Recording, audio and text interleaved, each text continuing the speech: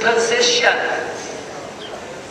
Disposition, all right? When you're buying a mule, you look for disposition. Your favorite color needs to be, come on, I know all of you got this. Your favorite color is? Disposition. I don't care about the breeding. I don't care about the color. I want disposition. That's what I want.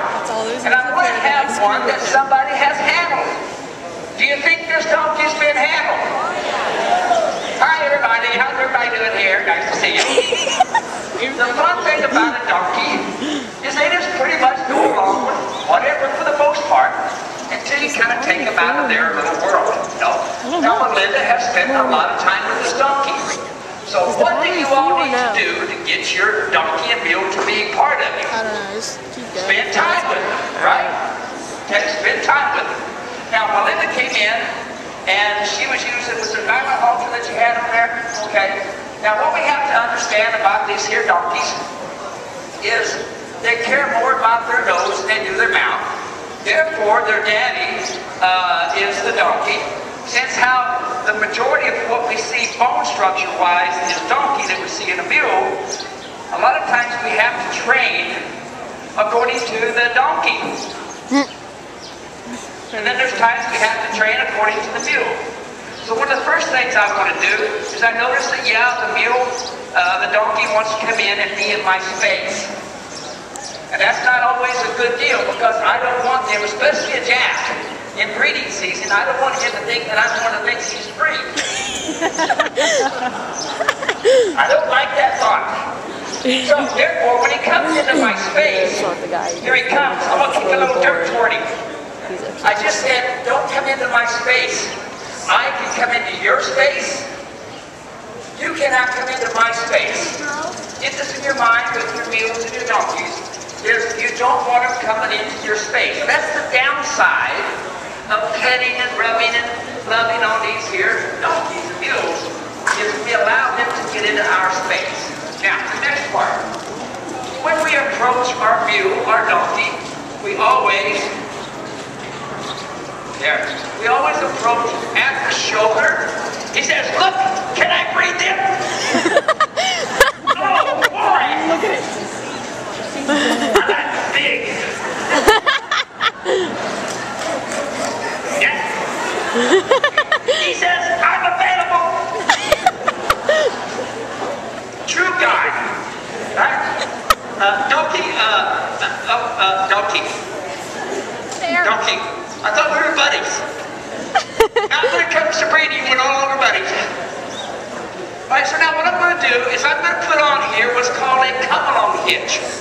I've got a rope that I designed that is wax coated, and it's 21 foot, it's 2 strand. What I want to start doing with my donkey is I want to start getting him to be very flexible, listening to me and this sort of thing. Now I'm going to talk more in detail about this come-along hitch. I'm going to talk more in detail about halters in my next session, okay? But for now, I want this donkey to stand still. And what I'm going to do is when his feet move, I'm going to make his nose uncomfortable. It's easy for their feet to move.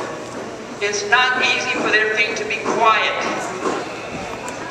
So the first thing I want to do is teach him that his feet are to stand still and not to move unless I ask him. Good for you.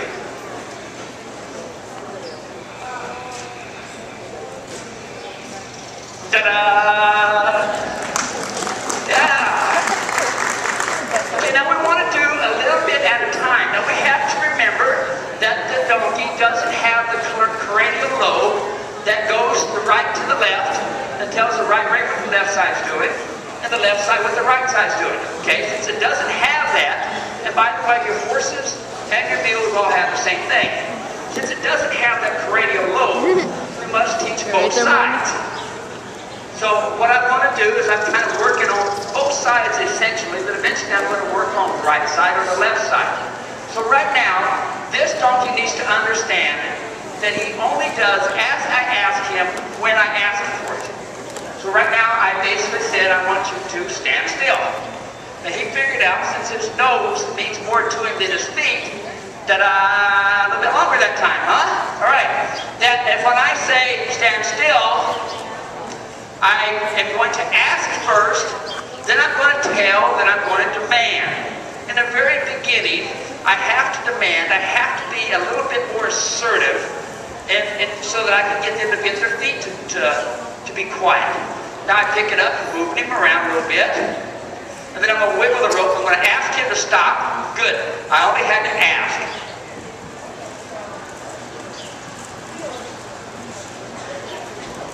Now! Move! Get out of here! He says, no, you told my feet to stop. I ain't moving. Because if I move my feet without a cue, I know my nose is going to be sore. Y'all see that? So when you're communicating to your mules, your donkeys, you want to first communicate using the come-along hitch and being able to teach their feet to stop first. Once the feet stop, then I can go to my next stage and get the feet to move only on my cue. You got to remember, their life is comfortable, uncomfortable. It is comfortable. They can walk around, do as they want, and this sort of thing, till I come into the corral. When I come into the corral, I then say, this is the way the world's going to be. I am now a herd leader, and I don't care if his testicles are talking to him or not, you still got to listen to me. It's really, really important. Matter of fact, my jack, I had it to where when he covered my mares, I actually had him bow to her first, because that was just part of the preparation. Nothing going on there, and then have him actually jump on a pedestal to cover the mare. But he had to go through them steps. If he bowed first, that means he was listening to me. Everybody see that? Okay, now get out of here! No, it didn't work. Okay, you all make him say, yeah, get out of here!